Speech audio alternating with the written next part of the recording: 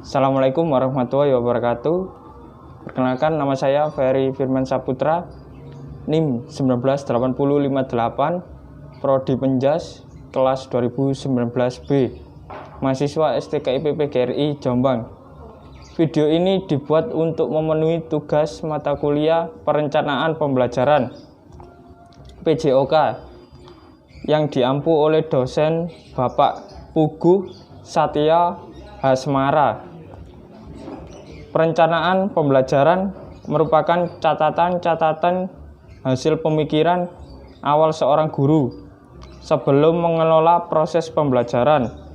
Perencanaan pembelajaran merupakan persiapan mengajar yang berisi hal-hal yang perlu atau harus dilakukan oleh guru dan siswa dalam melaksanakan kegiatan pembelajaran, yang antara lain meliputi unsur-unsur pemilihan materi, metode, media, dan alat evaluasi. Oleh karena itu, perencanaan pembelajaran hendaknya bersifat luas atau fleksibel dan memberi kemungkinan bagi guru untuk menyesuaikan dengan merespon siswa dalam proses pembelajaran yang sesungguhnya.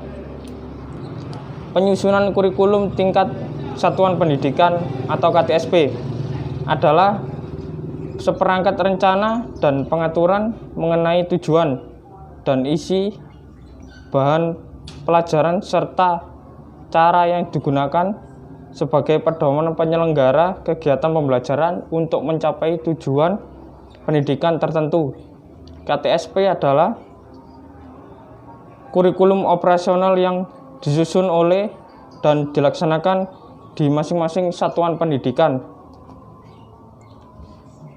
Pengembangan silabus. Rencana pelaksanaan pembelajaran atau RPP adalah rencana yang menggambarkan prosedur dan pengorganisasian pembelajaran untuk mencapai satu kompetensi dasar yang ditetapkan dalam standar isi dan telah dijabarkan dalam silabus. Fungsi dan isi perencanaan pembelajaran dapat digunakan sebagai acuan dalam menyusun rencana pembelajaran sehingga dapat berfungsi sebagai acuan bagi guru untuk melaksanakan kegiatan pembelajaran agar lebih terarah dan berjalan efektif dan efisien. Indikator dan pengembangan KTSP. Indikator merupakan penanda pencapaian KD yang ditandai oleh perubahan perilaku yang dapat diukur dan mencakup sikap pengetahuan dan keterampilan.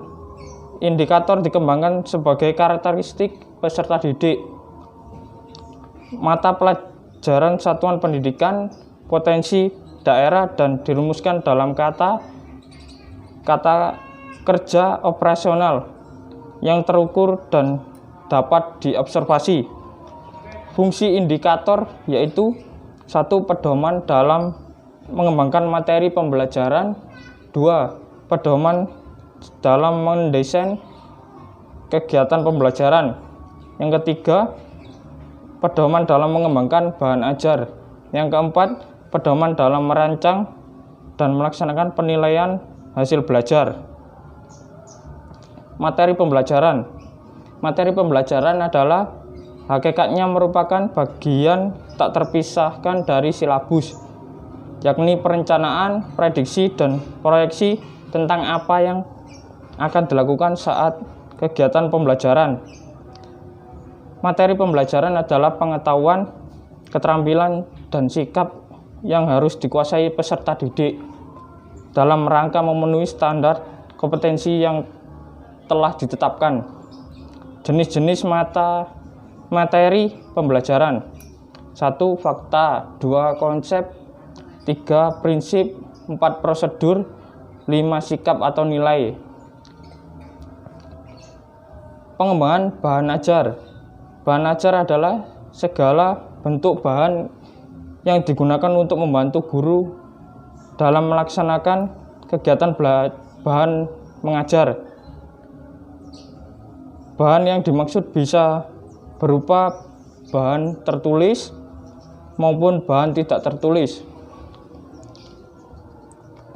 Bahan atau bahan ajar berfungsi sebagai satu pedoman bagi guru yang mengarahkan semua aktivitasnya dalam proses pengajaran, sekaligus merupakan substansi kompetensi yang seharusnya diajarkan kepada siswa.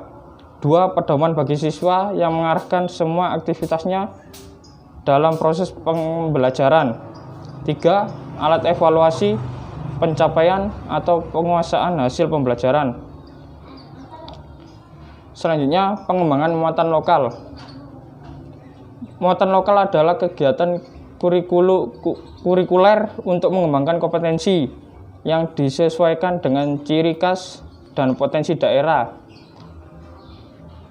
Muatan lokal merupakan bagian dari struktur dan muatan kurikulum terdapat pada standar isi di dalam kurikulum tingkat satuan pendidikan. Ya, itu tadi video dari saya. Kurang lebihnya saya mohon maaf yang sebesar-besarnya. Akhirul kalam, assalamualaikum warahmatullahi wabarakatuh.